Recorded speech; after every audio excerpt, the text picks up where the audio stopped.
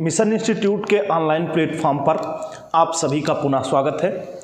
हम लोग अध्ययन कर रहे थे संविधान एक अनवरत अध्ययन, जिसमें अब तक हम लोगों ने अध्ययन किया था संघ सरकार का। फिर उसके बाद तुलनात्मक रूप से देखा था कि केंद्र की विधायिका और राज्य कार्यपालिका पर।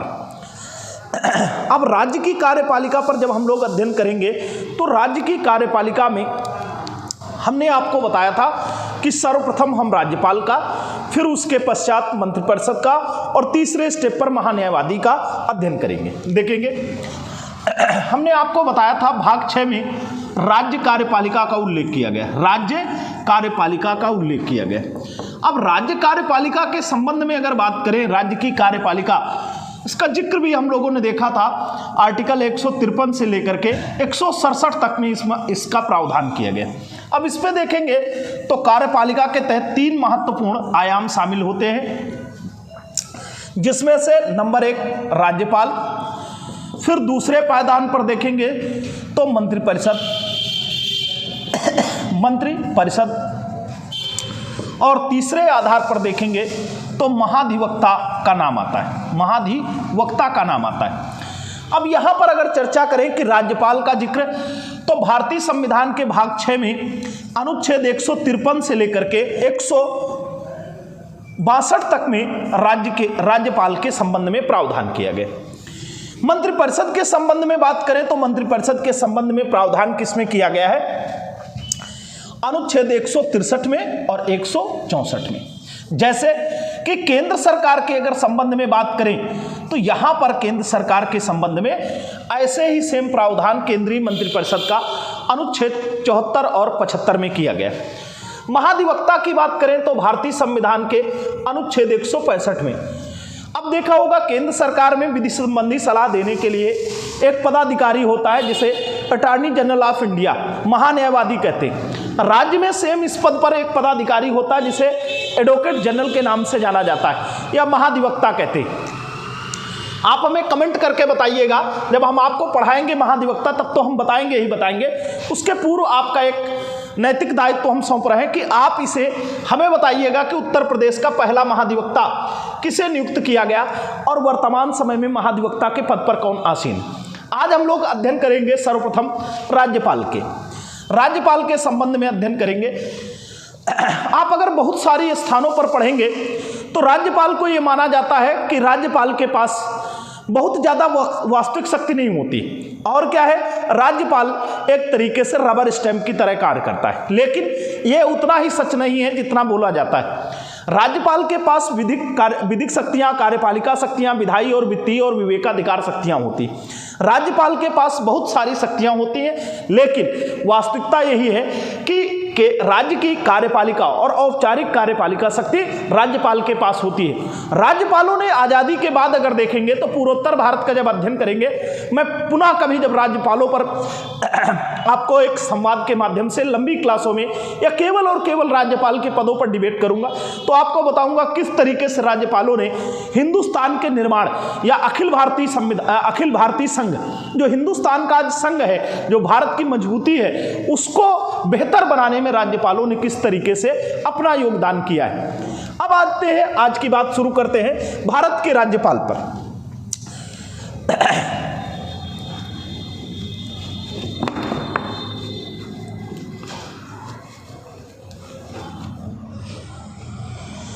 यहां पर हम लोग देखेंगे राज्यपाल का, तो राज्यपाल के लिए मैं आपको एक ही कोड में, एक ही सूत्र में आपको संपूर्ण राज्यपाल का अध्ययन करा दूंगा। इस पे आप ये ध्यान रखिएगा, रकान, पायो, शर्ते, शपथ।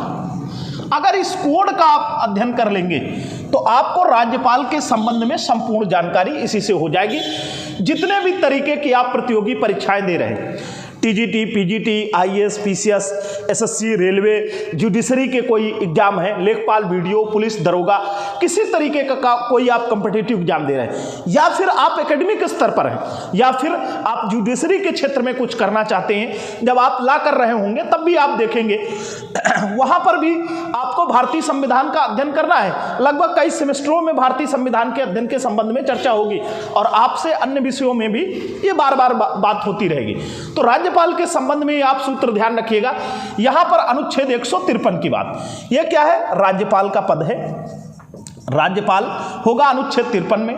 54 में 154 में राज्य की कार्यपालिका शक्ति, कार्यपालिका शक्ति के संबंध में उल्लेख किया गया है, शक्ति।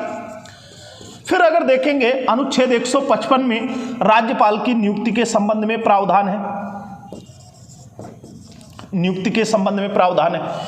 अनुच्छेद 156 में देखेंगे पदावधि, पदावधि या कार्यकाल के संबंध में बात कर सकते हैं, कार्यकाल। 157 में योग्यताओं की बात दी गई है कि राज्यपाल के लिए क्या योग्यताएं होंगी। 158 में दिया गया है, 158 में शर्तों के संबंध में राज्यपाल पद की शर्तें क्या होंगी, और 159 में शपथ का उल्लेख किया गया है, राज्यपाल के लिए क्या शपथ होगी। पुनः देखते हैं 153, 54, 55, 56, 57, 58, 59 और क्या क्या प्रावधान दिया गया। 153 में कहा गया कि प्रत्येक राज्य का एक राज्यपाल होगा, लेकिन यहां पर एक बात समझनी है कि 7वां संविधान संशोधन भी ध्यान रखना, 7वां संविधान संशोधन 1956 और 7वें संविधान संशोधन 1956 द्वारा कहा गया, क्या कहा गया, कहा गया कि कोई एक ही व्यक्ति 2 या 2 से अधिक राज्यों का राज्यपाल हो सकता है, एक ही व्यक्ति 2 या 2 से अधिक राज्यों का राज्यपाल हो सकता है। जैसे पूर्व में हमने आपको पढ़ाया था, यह बताया था, या आगे चल करके फिर पढ़ेंगे कि यह प्रावधान भी किया गया कि एक ही हाई कोर्ट 2 या 2 से अधिक राज्यों के राज्यों का निर्णय कर सकेगा, या उनकी अधिकारिता क्षेत्र एक ही हाई कोर्ट में आ सकते हैं। तो यहां पर ध्यान रखना है कि एक ही व्यक्ति 2 या 2 से अधिक राज्यों का राज्यपाल हो सकता है। ये किसमें कहा गया है, अनुच्छेद 153 में। और राज्यपाल का पद कैसा पद है, तो हम बता देंगे कैसा पद है, संवैधानिक पद है। कैसा पद है, संवैधानिक पद है। क्यों, क्योंकि इसका जिक्र भारतीय संविधान के अनुच्छेद 153 में किया गया है। अनुच्छेद 154 में कहा जाता है राज्य की कार्यपालिका शक्ति, राज्य की कार्यपालिका शक्ति, राज्य की औपचारिक कार्यपालिका शक्ति किसमें निहित होगी, तो राज्यपाल में। राज्यपाल राज्य का, जैसे देश का और देश की औपचारिक कार्यपालिका शक्ति या संघ की औपचारिक कार्यपालिका शक्ति, या संघ का प्रधान कौन होता है, तो जिस तरीके से आप पढ़ते हैं संघ का प्रधान राष्ट्रपति होता है, वैसे राज्य का प्रधान राज्यपाल होता है। और जैसे देश का प्रथम नागरिक राष्ट्रपति को कहते हैं, वैसे राज्य का प्रथम नागरिक राज्यपाल को कहा जाता है। यह आपको ध्यान रखना है इस पर कि राज्य का प्रथम नागरिक कौन होगा, राज्यपाल। और राज्य की संपूर्ण कार्यपालिका शक्ति राज्यपाल में निहित होगी। राज्यपाल अपनी इन शक्तियों का प्रयोग स्वयं वह अपने अधीनस्थ पदाधिकारियों के माध्यम से करेगा, यह बात आपको ध्यान रखनी। अनुच्छेद 155 में देखेंगे राज्यपाल की नियुक्ति, तो अभी एक मैं चार्ट बनाऊंगा जिसमें आपको नियुक्ति और शपथ संबंधी दोनों बातें एक चार्ट से ही क्लियर हो जाएंगी। 7 से 8 प्रश्न उसी से आपके कंप्लीट हो जाएंगे। तो यहां पर देखेंगे नियुक्ति होती, बस यहां पर एक बात ध्यान रखेंगे कि राष्ट्रपति का निर्वाचन होता था और इसकी नियुक्ति होती, निर्वाचन नहीं होता। और नियुक्त किसको राज्यपाल पद पर किया जाएगा, केंद्रीय मंत्रिपरिषद क्या करती है, केंद्रीय मंत्रिपरिषद जिसे परामर्श देती, जिसे परामर्श का मतलब जिन नामों की सिफारिश करती है उन्हें ही या उसी व्यक्ति को राज्य का राज्यपाल राष्ट्रपति नियुक्त करता है। तो ये ध्यान रखेंगे। अनुच्छेद 155 में बार बार एग्जाम पूछा गया है, तो एक एग्जाम में पूछा गया राज्यपाल की क्या होती, नियुक्ति होती, ना कि निर्वाचन। और नियुक्ति किसके द्वारा, राष्ट्रपति द्वारा की जाती है, केंद्रीय मंत्रिमंडल की सिफारिश पर। आगे आते हैं राज्यपाल की पदावधि। पदावधि की अगर बात करें तो राज्यपाल की पदावधि ये राष्ट्रपति के प्रसाद पर्यंत पद धारण करता है, राष्ट्रपति के प्रसाद पर्यंत पद धारण करता है, प्रसाद पर्यंत पद धारण करता है, प्रसाद पर्यंत पद धारण करता है, मतलब उसकी इच्छा पर है। लेकिन सामान्यतः कार्यकाल अगर देखें, सामान्यतः कार्यकाल अगर देखें तो सामान्यतः इसका कार्यकाल 5 वर्ष का होता है। ये आपको ध्यान रखना, सामान्यतः कार्यकाल कितना होता है, 5 वर्ष का कार्यकाल होता है। तो यहां पर आप देखेंगे राज्यपाल, अब पीछे से इसको जोड़ करके बताएं तो आपको 2 आर्टिकल आसानी से 56 और 156। अब देखिएगा कुछ लोग बता देते हैं कि 56 इंच के सीने की बहुत चर्चा होती रहती, तो 56 इंच के सीने की नहीं, यहां पर देखेंगे राष्ट्रपति का कार्यकाल अनुच्छेद 56 में दिया गया है और राज्यपाल का कार्यकाल 156 में दिया गया। तो अगर इस तरीके से तुलना करके आप पढ़ लें तो दोनों आर्टिकल आपको एक बार में आसानी से आ जाएंगे कि 56 में राष्ट्रपति का कार्यकाल और 156 में राज्यपाल के कार्यकाल का उल्लेख किया गया। और इसका कार्यकाल कितना होता है? यह राष्ट्रपति के प्रसाद पर्यंत पद धारण करता है, जबकि सामान्यता क्या होता है? सामान्यता 5 वर्ष, सामान्यता 5 वर्ष इसका कार्यकाल होता है। मुख्यतः ये एक बात आती है, अब ये पदावधि के दौरान क्या करेगा? अपनी पदावधि के दौरान कभी भी क्या कर सकता है? राष्ट्रपति को क्या कर सकता है? राष्ट्रपति को अपना त्यागपत्र सौंप सकता है। फिर आते हैं, बात करते हैं योग्यताओं की। राज्यपाल के लिए क्या योग्यताएं होनी चाहिए? तो यहां तक तो आपकी बात कंप्लीट हो गई। इसको देख लें, योग्यताओं के संबंध में क्या प्रावधान किया गया। राज्यपाल के लिए योग्यताओं की बात हो रही किसमें? 157 में। तो पहली योग्यता क्या है? भारत का नागरिक हो, भारत का नागरिक हो। ऐसे व्यक्ति को राज्यपाल बनाया जाएगा जो भारत का नागरिक हो, यह पहली प्राथमिकता। और क्या है? यहां पर एक बात आपको ध्यान रखनी है कि जन्म से नागरिक होने की बाध्यता नहीं है कि कोई व्यक्ति जन्म से नागरिक हो, जन्मतः नागरिक हो, ऐसा नहीं है। अब दूसरी बात यहां पर ध्यान रखेंगे, क्या होना चाहिए? तो आयु का जिक्र किया गया है। ऐसे व्यक्ति को बनाया जाएगा जिसकी न्यूनतम आयु, मिनिमम आयु या न्यूनतम आयु कितनी हो? 35 वर्ष। कितनी हो? 35 वर्ष। लेकिन अब यहां पर ध्यान रखेंगे कितनी आयु हो? 35 वर्ष। 35 वर्ष की आयु हो। मैक्सिमम की अगर कोई बात करें तो मैक्सिमम के लिए वही सूत्र ध्यान रखिएगा आप, जब तक है जान। क्या है? जब तक है जान, तक है जान, ये आपको ध्यान रखना है। क्या है? जब तक है जान। मतलब इसका कहने का मतलब है मैक्सिमम एज के संबंध में भारतीय संविधान मौन है। वहां पर उसने कोई ऐसी एक्टिविटी नहीं दी है कि क्या है इसका मैक्सिमम कोई एज का प्रावधान। मिनिमम एज का है। मिनिमम एज कितनी हो? 35 वर्ष की आयु। तो ये हो गई योग्यताओं की बात। किसकी? राज्यपाल की योग्यताओं की बात हो गई। अब आगे चलते हैं। राज्यपाल की योग्यताओं के बाद क्या दिया गया है? राज्यपाल पद के लिए शर्तें क्या है? अनुच्छेद 158 में जो प्रावधान है उसमें पहली शर्त यह है कि वह किसी सदन का सदस्य न हो। राज्यपाल किसी सदन का सदस्य न हो, किसी सदन का सदस्य न हो, सदन का सदस्य न हो।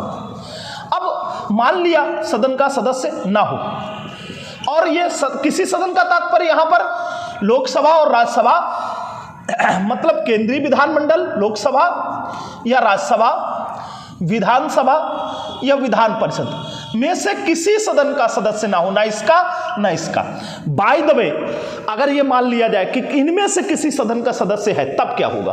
तो तब ध्यान रखना है, अगर इनमें से किसी सदन का सदस्य है तो ये माना जाएगा कि जिस दिन से उसने राज्यपाल का पद ग्रहण किया उस दिन से वो पद उसने त्याग दिया।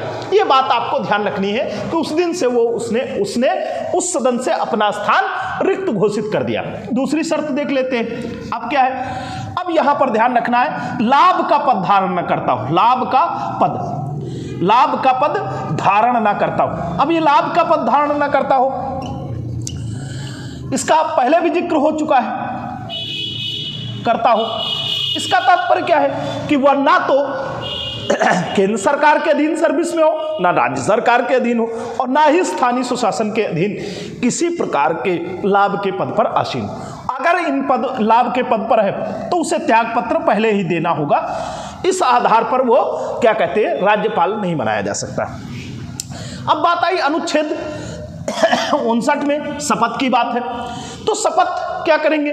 राज्यपाल शपथ करता है या तो प्रतिज्ञान करेगा। क्या करेगा? प्रतिज्ञान का मतलब क्या होगा? फोटोकॉपी पढ़ी जाएगी, एक फोटोकॉपी रहेगी जिसमें राष्ट्रपति हाई कोर्ट का मुख्य न्यायाधीश पढ़ेगा और उसी को ये दोहराएंगे। तो राज्यपाल पद पर शपथ या प्रतिज्ञान का क्या प्रावधान?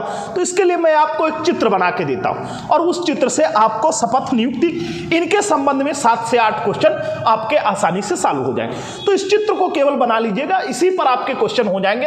अगर कोई क्वेश्चन नहीं होता है तो आप बिल्कुल कमेंट करके हमें बताइए किसी तरीके की दिक्कत आती है राज्यपाल से संबंधित जो भी प्रश्न आते हैं। अगर वो क्लास से नहीं आ रहे हैं तो आप हमें बिल्कुल कमेंट करके बता सकते हैं, और अगर कहीं कोई समझने में दिक्कत हो रही तो आप निसंकोच हमें बताएंगे, उस पर आपको बेहतर ही उत्तर मिल जाएगा। यहां पर क्या करें हम लोग, ये चित्र बना लें ये, और इस चित्र से मैं 6 से 7 क्वेश्चन आपको करा देता हूं। अब क्या करें, इस चित्र को ऐसे बना लें, ये यहां पर राज्यपाल लिख दिया जाए, राज्यपाल, और यहां पर क्या लिख दिया जाए, हाई कोर्ट का मुख्य न्यायाधीश, न्यायाधीश। अब इस चित्र से देखो, राज्यपाल और हाई कोर्ट का मुख्य न्यायाधीश दोनों त्यागपत्र किसको सौंपते हैं, त्यागपत्र किसको सौंपते हैं, तो इसका आंसर आएगा राज्यपाल त्यागपत्र किसको सौंपते हैं, तो राष्ट्रपति अपना, राज्यपाल अपना त्यागपत्र किसको देगा, राष्ट्रपति को। हाई कोर्ट का मुख्य न्यायाधीश अपना त्यागपत्र किसको देगा, राष्ट्रपति को। अब एक दूसरी बात यहां पर ध्यान रखनी है कि राष्ट्रपति क्या करता है, ये नियुक्ति कौन करेगा, राज्यपाल की नियुक्ति भी कौन करता है, राष्ट्रपति, और हाई कोर्ट के मुख्य न्यायाधीश या अन्य न्यायाधीशों की नियुक्ति भी कौन करता है, तो नियुक्ति करेगा कौन, क्या कहते हैं, राष्ट्रपति। अब राष्ट्रपति दोनों पदाधिकारियों की नियुक्ति करेगा। यहां पर और एक बेहतर बात समझ लेते हैं, तो इससे और आपकी चीजें बिल्कुल क्लियर हो जाएंगी। अब क्या होगा, ये ऐसे इस तरीके से चित्र बना ले, शपथ। अब क्या होगा, राज्यपाल किसके समक्ष शपथ ग्रहण करता है, तो हाई कोर्ट के मुख्य न्यायाधीश। अगर ये ना हो तो किसके, वरिष्ठतम न्यायाधीश, वरिष्ठतम न्यायाधीश जो हाई कोर्ट का होगा। और क्या है, हाई कोर्ट का मुख्य न्यायाधीश किसके समक्ष शपथ ग्रहण करता है, राज्यपाल। तो देखो 2 प्रश्नों के जवाब आप इस चित्र को अगर ढंग से बना ले और इस चित्र पर वर्क कर ले तो 6 से 7 क्वेश्चन। जैसे पहला क्वेश्चन कर ले, राज्यपाल की नियुक्ति कौन करता है, नंबर 1, तो क्या हो जाएगा, राज्यपाल की नियुक्ति कौन, चित्र से पता चल रहा है कौन कर रहा है, कौन कर रहा है, राष्ट्रपति। किस अनुच्छेद के तहत, 155 में आपने पढ़ा, क्या पढ़ा है, 155 में, कि राज्यपाल की नियुक्ति कौन करता है, राष्ट्रपति करता है। फिर आप दूसरा क्वेश्चन कर ले कि राज्यपाल अपना त्यागपत्र किसको देता है, तो क्या आंसर मिल रहा आपको, राष्ट्रपति को देता है। फिर अगर तीसरे क्वेश्चन की बात करें तो हाई कोर्ट के मुख्य न्यायाधीश की नियुक्ति कौन करता है, तो राष्ट्रपति करता है। फिर चौथा प्रश्न देख ले कि हाई कोर्ट का मुख्य न्यायाधीश किसको त्यागपत्र देता है, राष्ट्रपति को। फिर 5वां क्वेश्चन देख ले कि राज्यपाल किसके समक्ष शपथ ग्रहण करेगा, तो हाई कोर्ट का मुख्य न्यायाधीश। फिर अगर ये बात अगली बात करें कि हाई कोर्ट का मुख्य न्यायाधीश किसके समक्ष शपथ ग्रहण करता है, तो राज्यपाल के समक्ष। अब दोनों किसके समक्ष, तो एक दूसरे के समक्ष शपथ ग्रहण करते हैं। तो इस चित्र से आपके ये प्रश्न बिल्कुल बाखूबी आसानी से सॉल्व हो जाएंगे। तो इस चित्र को चाहे आप स्क्रीनशॉट ले लें और चाहे आप इसको खुद बाखूबी ऐसे ही नोट कर लें। अब हम लोग बात कर लेते हैं और कुछ राज्यपाल के संबंध में। तो देखिएगा एक आर्टिकल आता है अनुच्छेद 160। 160 में क्या प्रावधान, यहां से आपको क्वेश्चन ज्यादातर मिल जाएंगे और एक टेढ़ा क्वेश्चन मिलता है। क्या मिलता है, जैसे राष्ट्रपति अपने पद पर नहीं है तब उसके पद का कार्यभार कौन संभालेगा, तो आपने पढ़ा था अनुच्छेद 65 में उपराष्ट्रपति कार्यवाहक राष्ट्रपति के रूप में कार्य करेगा। कार्यवाहक राष्ट्रपति के रूप में कार्य करने के लिए कौन है, वहां उपराष्ट्रपति है। क्या यहां उपराज्यपाल जैसा पद होता है, ऐसा कुछ होता नहीं कि उपराज्यपाल का पद हो। तो अब उसके स्थान पर कौन काम करेगा, तो वहां पर आपको ध्यान रखना है कि जब राष्ट्रपति का पद किसी कारण से आकस्मिक तरीके से या तो त्यागपत्र दे दे या आकस्मिक रिक्ति हो जाए, तो रिक्ति हो जाने पर अक्सर क्या होता है कि वो पावर राष्ट्रपति के पास चली जाती है और राष्ट्रपति स्वयं या किसी पदाधिकारी के माध्यम से राष्ट्रपति के कार्यों का संचालन करा सकता है। ये अनुच्छेद 60 में प्रावधान दिया गया। जैसे एग्जाम्पल के तौर में मैं बताऊं आपको, अभी आपने देखा होगा जगदीप धनखड़ जी पश्चिम बंगाल के राज्यपाल थे और जब उन्होंने क्या किया, उपराष्ट्रपति के चुनाव में शामिल हो गए और आज के डेट में उपराष्ट्रपति बन गए। तो जब उन्होंने उपराष्ट्रपति का चुनाव लड़ा तो उनके पद पर किसने काम किया, तो उनकी शक्ति राष्ट्रपति के पास गई और राष्ट्रपति ने इसका कार्यभार किसको दे दिया, क्या किया, पूर्वोत्तर के एक राज्यपाल को दे दिया कि वो पूर्वोत्तर का राज्यपाल पश्चिम बंगाल के राज्यपाल का पद भी संचालित करेगा। तो 2 बातें कंप्लीट हो गई, एक तो कौन करेगा, राष्ट्रपति करेगा। दूसरी कौन सी बात कि एक ही व्यक्ति 2 या 2 से अधिक राज्यों का राज्यपाल हो सकता है। तो ये बात अनुच्छेद 160 की जो आर्टिकल 160 है उसकी बात कंप्लीट होती है कि राज्यपाल के पद पर आकस्मिक रिक्ति के दौरान किसी तरीके से उसके पद का संचालन कौन करेगा। अब आगे हम लोग चलते हैं, 2 बातें और कर ले कि राज्यपाल को वेतन कहां से मिलता है, पेंशन कहां से मिलता है और किस तरीके से पेंशन मिलता है, तो देखिएगा यहां पर अगर हम लोग बात करें कि राज्यपाल के वेतन की, राज्यपाल का वेतन और पेंशन, तो वेतन एक कंडीशन क्या है कि वेतन कहां से मिलेगा, राज्य संचित निधि से, राज्य संचित निधि से मिलेगा। कहां से मिलेगा, राज्य संचित निधि से। कितना वेतन मिलता है, तो 3,50,000 रुपए मिलता है, लाख रुपए प्रतिमाह। क्या मिलता है, प्रतिमाह ये मिलेगा, या कह सकते हैं 3.5 लाख रुपए प्रतिमाह प्राप्त होता है। फिर और बात करें कि जब कोई व्यक्ति एक या एक से अधिक राज्यों का राज्यपाल होगा, अब क्या होगा, एक या एक से अधिक राज्यों का राज्यपाल, एक से अधिक राज्यों का राज्यपाल होगा, अधिक राज्यों का राज्यपाल होगा, राज्यों का राज्यपाल होगा, तब उसे क्या वेतन प्राप्त होगा, तो यहां पर ध्यान रखेंगे, तब उसे वेतन क्या प्राप्त होगा, तब यहां पर राष्ट्रपति द्वारा निर्धारित, राष्ट्रपति द्वारा अवधारित, राष्ट्रपति द्वारा उन राज्यों में जिन जिन का वो राज्यपाल है, तो उन राज्यों के अनुपात में, जिस अनुपात में राष्ट्रपति बांट देगा, उस अनुपात में उन राज्यों को राज्यपाल को वेतन देना होगा और राज्यपाल को वो वेतन प्राप्त होगा। दूसरी चीज बात कर ले पेंशन की, राज्यपाल को पेंशन कहां से मिलेगी, तो यह ध्यान रखना है, पेंशन इसको केंद्र की संचित निधि से मिलती है, केंद्र की संचित निधि से मिलती है। अब क्यों, ऐसा क्यों, यहां पर थोड़ा सा आप हो सकता है आश्चर्य में पड़े, तो आश्चर्य में पड़ने की जरूरत नहीं है। कारण क्या है, नियुक्ति कौन करता है, केंद्र सरकार। कार्य किसका करेगा, केंद्र सरकार के अनुनय या केंद्र सरकार के संचालन में राज्यों के संबंध में कार्य करता है। वैसे तो एक स्वतंत्र व्यक्ति होता है, स्वतंत्र पदाधिकारी होता है, लेकिन ये जब रिटायर होगा तो रिटायर होने के पश्चात पद समाप्त होने के पश्चात इसको जो वेतन मिलता है केंद्र की संचित, वो वेतन राज्य की संचित निधि से और पेंशन केंद्र की संचित निधि से प्राप्त होती है। ये आपको ध्यान रखना है। अब और दो बातें कर लें कि राज्यपाल पद पर प्रथम दृष्टया कौन नियुक्त हुआ, कौन बना, कैसे बना, कौन वर्तमान समय में है, तो ये बातें आपको ध्यान रखनी है। इसके बाद हम लोग बात कर लें कि उत्तर प्रदेश में राज्यपाल के पद पर कौन आसीन हुआ, तो देखेंगे प्रथम दृष्टया जो राज्यपाल बने, कौन बना, तो प्रथम दृष्टया राज्यपाल कौन बना, तो यहां पर सरोजिनी नायडू जी का नाम आता है, सरोजिनी नायडू जी। ये यूपी की प्रथम महिला राज्यपाल थी, और एक तो यूपी की प्रथम राज्यपाल, यूपी की प्रथम महिला राज्यपाल। अब यूपी की ही नहीं, ये यूपी के साथ साथ पूरे भारत में किसी राज्य की पहली महिला राज्यपाल पद पर आसीन होने वाली महिला है। और वर्तमान समय में कौन है, वर्तमान समय में कौन है, में भी कौन है, तो महिला ही है। कौन है, आनंदी बेन पटेल जी। और ये किस राज्य से है, मूलतः गुजरात राज्य की आनंदी बेन पटेल जी उत्तर प्रदेश की वर्तमान समय में राज्यपाल। सरोजिनी नायडू ने राज्यपाल पद के संबंध में क्या कहा, अकॉर्डिंग टू क्या कहा इन्होंने, तो इन्होंने कहा कि राज्यपाल का